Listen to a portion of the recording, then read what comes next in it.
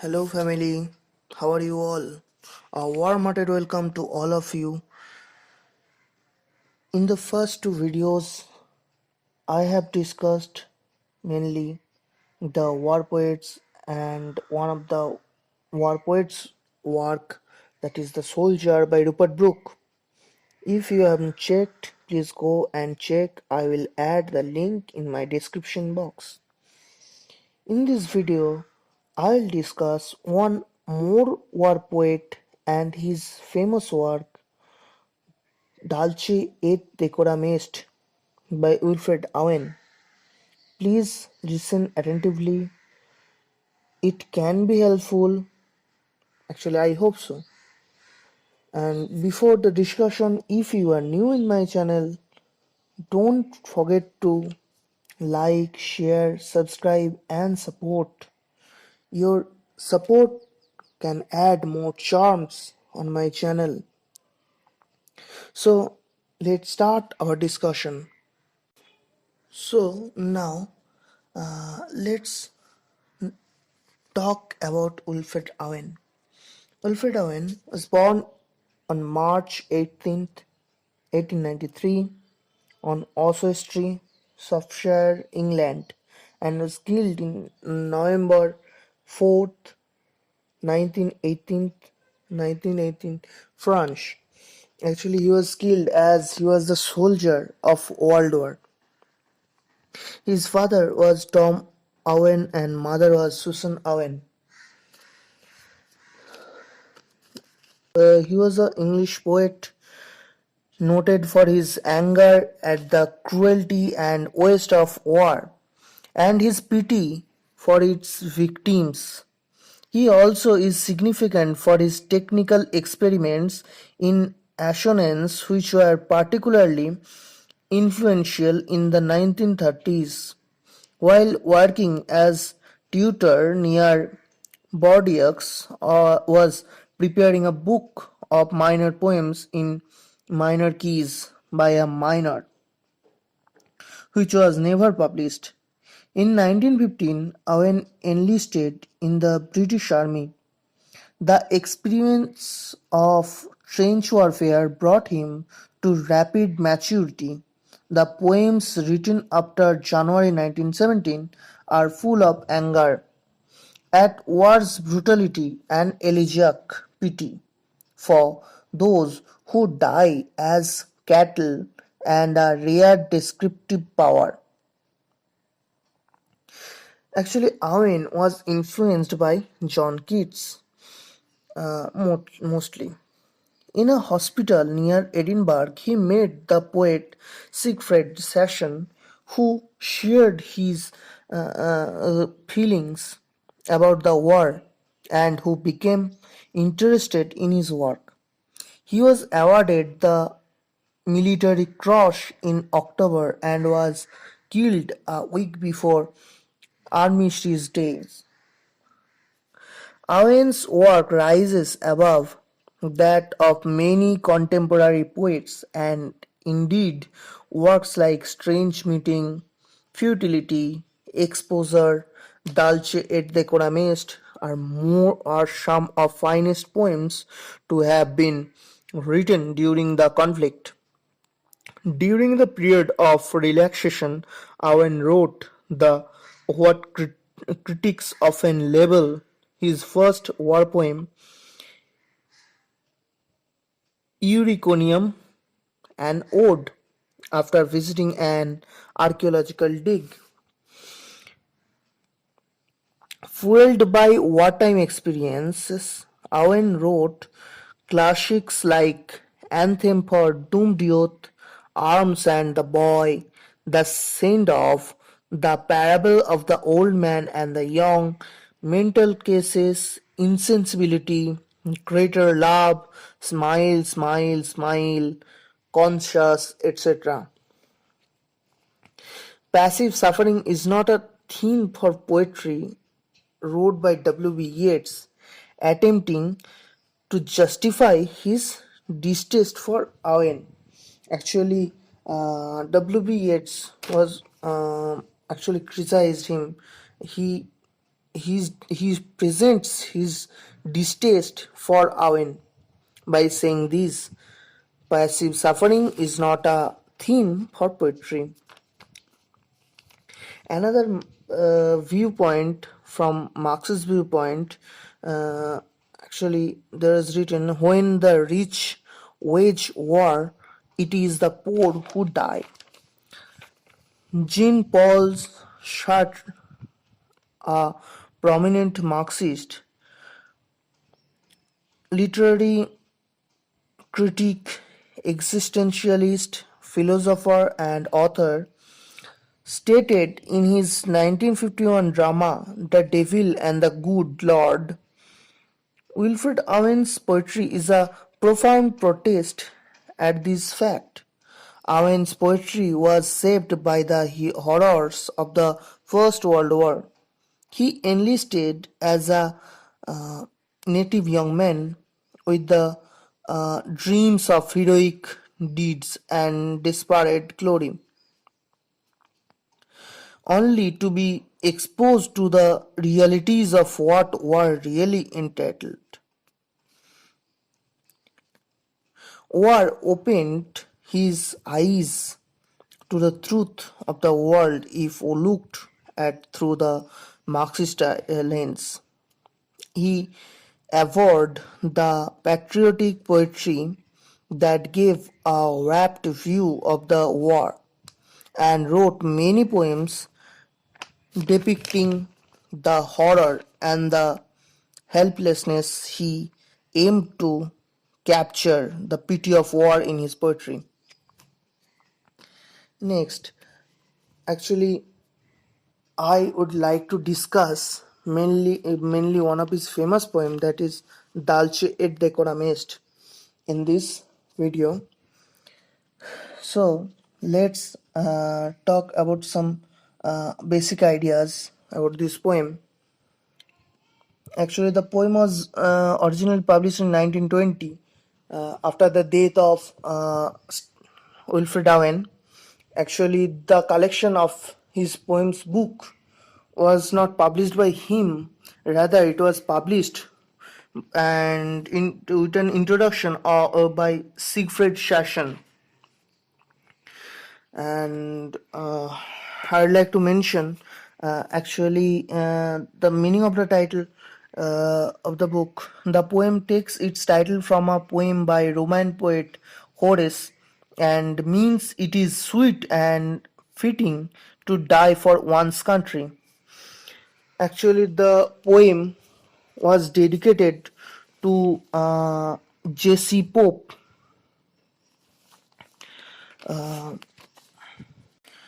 a poet who was known for writing pro-war propaganda poems such as War Girls. And in this poem too, consistently, J.C. Pope produces England as a gendered entity, the motherland.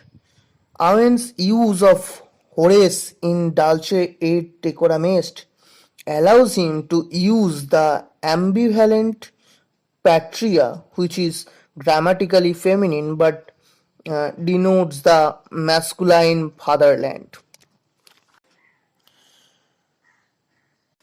Actually, the title of the poem ironically refers to the Latin maxim promoting the sweetness and nobility of war. The style of Dulce et Decorum Est is similar to the French ballad poetic form by referring this formal poetic form and then breaking the conventions of pattern and rhyming. Owen accentuates the disruptive and chaotic events being told. The main theme of the poem Dulce et Decorum Est is the war violence, suffering and patriotism are also actually they are also linked with war violence. The central theme of this poem is war violence. Actually, it presents the opposition and condemnation of war using vivid imagery of the horrors of World War One. The poem focuses on the death of one soldier after being gassed by mustard gas and the traumatic nature of such an event. So now let's discuss a detailed summary of the poem. And here I have attached the poem also um, to read easily. Dulce Et Decorum Est, the poem addresses the brutal nature of war, focusing on the relatively new warfare technology of poison gas attack. In the first stanza, the speaker and his fellow soldiers, the boys, have been marching and are at the point of exhaustion. They are bent over and coughing. They trudge through the mud, which is so deep that some of the men have lost their boots and are now walking barefoot. They limp on their feet, bloody and sore. They are so tired that their senses are dulled. They can hardly see and they do not hear the sound of gas cells as they fall with a hoot. Second stanza, the in the second stanza, the men rouse themselves from their overwhelming fatigue when they realize they are under a gas attack. They spring into action and clumsily begin to put their gas helmets on. Most of them get them on in time, but one man is too late. The speaker hears the fellow soldier stumbling and calling out through the window in the gas mask, and with the poison gas filling the air, the speaker's vision is obscured. Everything looks green and dimly lit. With this imperfect vision, the speaker seeks the unfortunate soldier who looks like he is drowning in a green sea. The third stanza in the third stanza, the soldier had stumbled and fallen toward the speaker, choking and dying as the gas did it terrible its terrible work. The speaker says that even now he relives these moments in his dreams. In the fourth stanza, the speaker addresses an unnamed friend, saying if they could share his dreams, they would dream of walking behind the wagon into which the soldiers flung. The dying soldiers, they would watch the man's white eyes and his hanging face. They would hear the blood bubbling up from his lungs, disintegrating from the gas. If they witnessed all this, the, they would not repeat the lie that Dulce Et Decorum Est, po patria mori. It is sweet and fitting to die for one's country. Now, here I'd like to emphasize some words like men marched asleep, the gas, devil sick of sin, etc., which they actually mean. Uh, Men marched asleep, the simile describes how tatty their uniforms are. This is very different to when they first went to war looking physically fit, smart, and proud to be fighting for their country.